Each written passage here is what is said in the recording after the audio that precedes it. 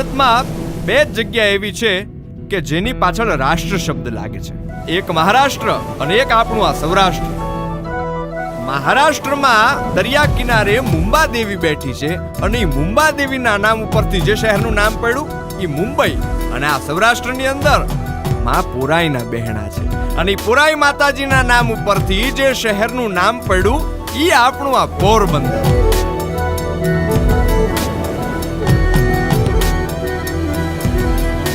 દરિયાકાંઠાની અનેક દેહણ જગ્યાઓ, આશ્રમો દર્શનીય છે, જ્યાં જતા માણસનું હૈયું પ્રફુલ્લિત થઈ જાય, બધા જ ભય અને દુઃખ ભૂલાઈ જાય. એવા અદ્ભુત સ્થાનોના વર્તુળ વચ્ચે આપણું પોરબંદર. દરિયો હરનિશ જેના હાલરડા ગાય એવું પોરબંદર.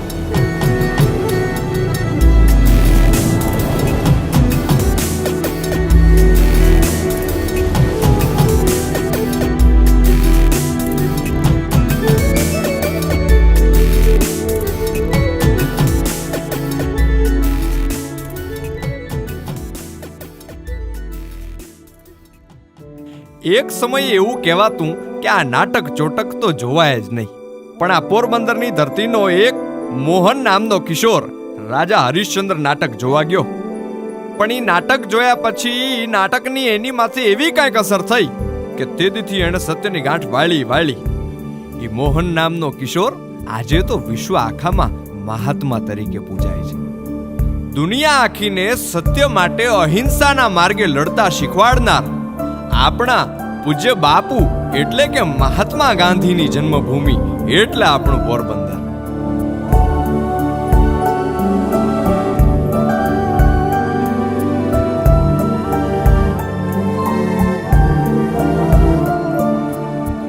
ગૌરવવંતા ઐતિહાસિક સ્થળો, મનમોહન કુદરતી સૌંદર્ય અને ધબકતી લોક સંસ્કૃતિની સાથે આ પોરબંદરની અંદર ધર્મ અને ભક્તિની સુવાસ પણ એવી જ ફેલાયેલી છે. અને એવું કહેવાય છે કે મથુરાથી દ્વારકા આવવા માટે થઈને જે દિવસે ભગવાન કૃષ્ણ નીકળ્યા ત્યારે આ વિસાવાડામાં વિહામો ખાવા માટે થઈને ભગવાન રોકાણા હતા. કે જે જગ્યાએ રોકાણા હતા ત્યાં મૂળ દ્વારકા મંદિર, કાળિયા ઠાકરનું સુંદર મજાનું જોવાલાયક સ્થળ.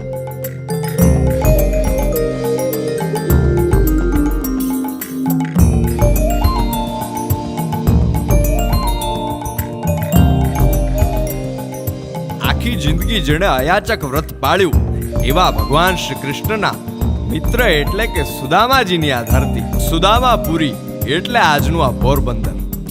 સુદામાપુરીના ઉલ્લેખો તો પુરાણોમાં પણ જોવા મળે છે. વાલ્મીકી રામાયણ અને સ્કંદ પુરાણમાં સુદામાપુરીના ઉલ્લેખો છે.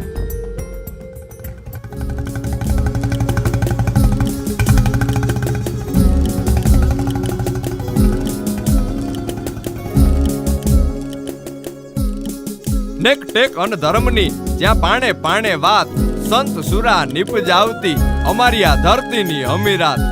મારી પાછળ જે આ લીલો ડુંગર તમને દેખાય છે ઈ છે બરડો ડુંગર.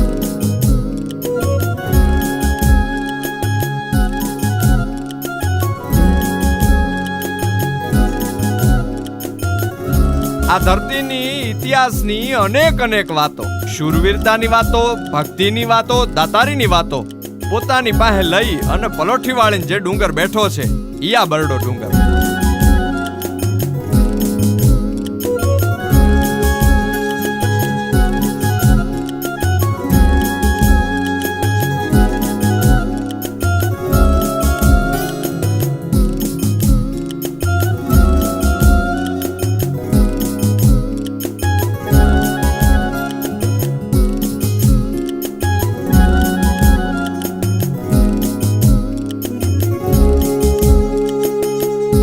એક આગવી દુનિયા છે જેની અંદર એવું છે આ હલબેલું પોરબંદર. આંગણે આવેલા ને આદર, માન અને હેત હોકારો આપે. મહેમાનને ભાળીને અહીંયાના માણસ રાજી થાય, ઉજળો આવકાર આપે એવું છે આ પોરબંદર.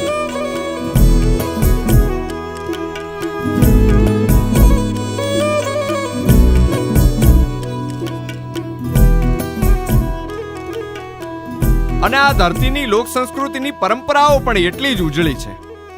આપણે ભગવાન શ્રી કૃષ્ણના અને રાધાજીના રાસ તો ઘણા બધા જોયા હોય, સાંભળ્યા હોય, પણ હાથમાં તલવાર અને ઢાલ લઈ વિશ્વ આખામાં રમાતો એકમાત્ર શૌર્ય રાસ એ છે ઢાલ તલવાર રાસ. મહેરનો મણિયારો એ આ ધરતીની ઓળખ સમો છે.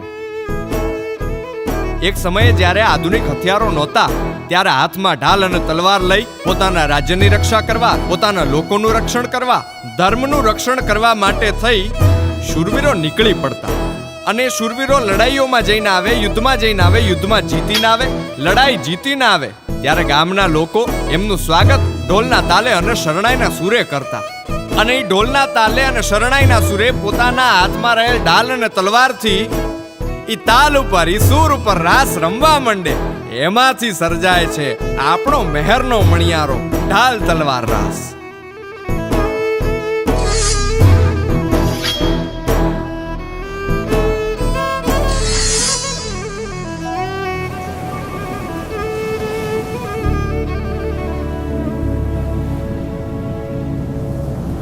દરિયાથી લઈ અને ડુંગર સુધી, ઇતિહાસથી લઈ સંસ્કૃતિ સુધી, આજે આપણે પોરબંદરને જાણ્યું, આજે આપણે પોરબંદરને માણ્યું. આ હતી પોરબંદરની વાત, આ હતી આપણા મલકની વાત. અને આ છે ધન્ય ધરા ગુજરાત, ધન્ય ધરા ગુજરાત.